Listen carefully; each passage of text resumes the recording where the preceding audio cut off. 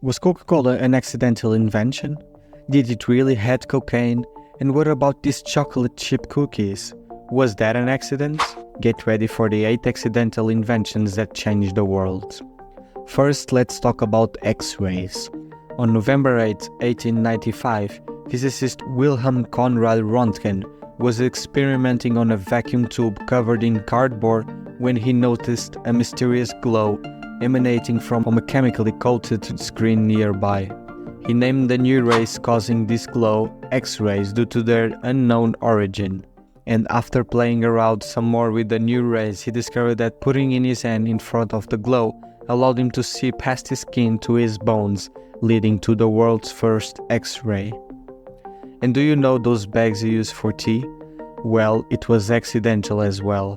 You see, although two women first filed as a patent in 1901 for a tea leaf holder made out of mesh, the invention of the modern tea bag was accidentally invented by Thomas Sullivan. In 1908, Sullivan began shipping samples of his tea out in small silk pouches. And even though his intention wasn't for people to use these as tea bags, customers did so anyway, and they loved the convenience of it. And what about Velcro? You know that thing that all of our sneakers had when we were kids?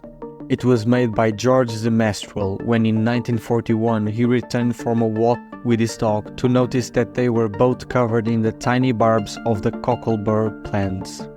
On closer examination, George saw that the burrs were shaped like tiny hooks, which snagged on the loops of his clothing and his dog's fur.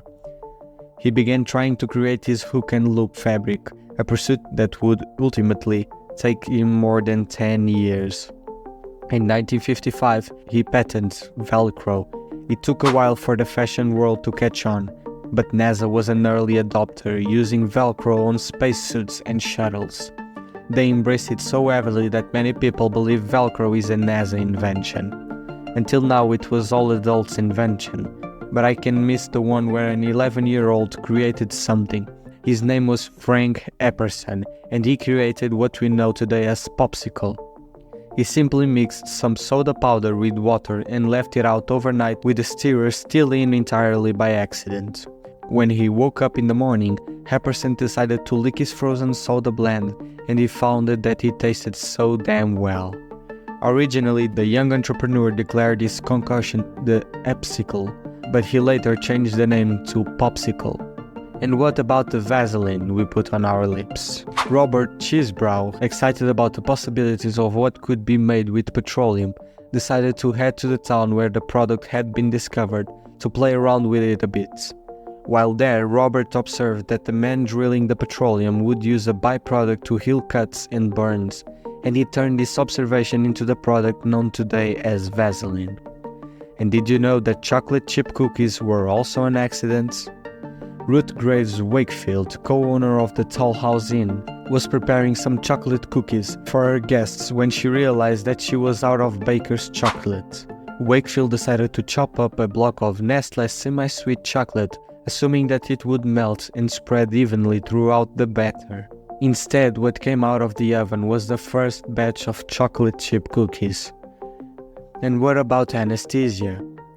Back in 1844, there was this giggly gas called Nitrous Oxide, which people used at parties because it made them laugh like crazy hyenas. Imagine one time a friend of a dentist named Horace Wells went to a show where they used this laughing gas. He ended up taking a bit too much and accidentally cut his leg. But here's the funny part, he didn't even feel the pain because of the gas. Horace, being a dentist, had a light bulb moment and thought, hey, if this stuff can make you not feel pain, why not use it when fixing teeth? So he started using nitrous oxide to make people comfy during dental work.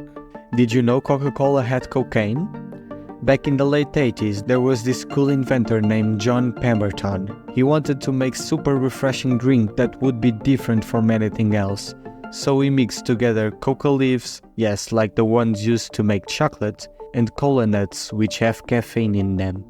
Guess what? This early version of Coca-Cola actually had a tiny bit of cocaine from the coca leaves. They thought it could help people feel more energetic. They even call it a nerve tonic and a brain stimulant. But don't worry, they didn't use a lot of cocaine in it. As time went on, people realized that too much cocaine could be bad for health, so the company decided to take it out of the recipe. They kept the coca flavor to keep that unique taste. Unfortunately, Pemberton's health got worse, as did his morphine dependency, and he died in poverty just 2 years after his invention. And now you can say, now I know.